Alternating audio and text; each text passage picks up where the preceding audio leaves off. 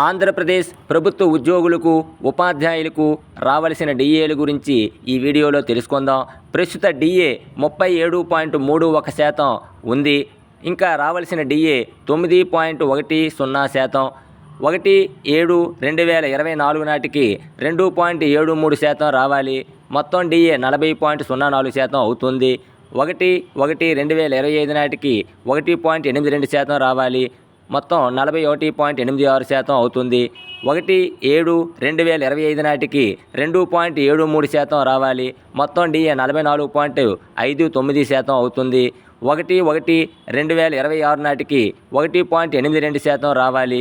మొత్తం డిఏ 47.41% అవుతుంది. అంటే ఏపీ ప్రభుత్వం ఉద్యోగులకు ఉపాధ్యాయులకు మొత్తం 4 డిఏలు బాకీగా ఉంది.